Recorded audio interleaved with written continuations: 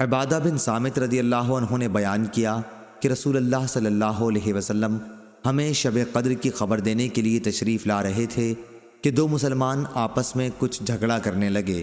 اس پر آپ صلی اللہ علیہ وسلم نے فرمایا کہ میں آیا تھا کہ تمہیں شب قدر بتا دوں، لیکن فلاں اور فلاں نے آپس میں جھگڑا کر لیا، بس اس کا علم اٹھا لیا گیا اور امید یہی ہے کہ تمہارے حق میں یہی بہتر ہوگا، بس اب تم اس کی تلاش آخری عشرے کی 9 یا 7 یا 5 کی راتوں میں کیا کر۔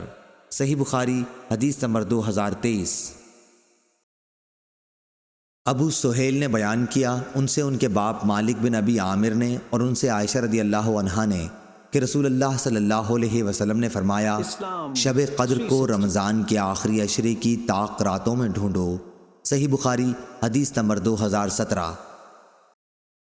عبدالعزیز دراوردی نے بیان کیا ان سے یزید بن ہاد نے، ان سے محمد بن ابراہیم نے، ان سے ابو سلمہ نے اور ان سے ابو سعید خدری رضی اللہ عنہ نے کہ نبی کریم صلی اللہ علیہ وسلم رمضان کے اس عشرے میں اعتکاف کیا کرتے جو مہینے کے بیچ میں پڑتا ہے۔ 20 راتوں کے گزر جانے کے بعد جب 21ویں تاریخ کی رات آتی تو شام کو آپ صلی اللہ علیہ وسلم گھر واپس آ جاتے۔ جو لوگ آپ کے ساتھ اعتکاف میں ہوتے وہ بھی اپنے گھروں میں واپس آ جاتے۔ ایک رمضان میں آپ صلی اللہ علیہ وسلم جب اعتکاف کیے ہوئے تھے تو اس رات میں بھی مسجد ہی میں مقیم رہے جس میں آپ کی عادت گھر آ جانے کی تھی۔ پھر آپ نے لوگوں کو خطبہ دیا اور جو کچھ اللہ پاک نے چاہا آپ نے لوگوں کو اس کا حکم دیا۔ پھر فرمایا کہ میں اس دوسرے عشرے میں اعتکاف کیا کرتا تھا، لیکن اب مجھ پر یہ ظاہر ہوا ہے کہ اب اس آخری عشرے میں مجھے اعتکاف کرنا چاہیے، اس لیے جس نے میرے ساتھ اعتکاف کیا ہے وہ اپنے معتکف ہی میں ٹھہرا رہے۔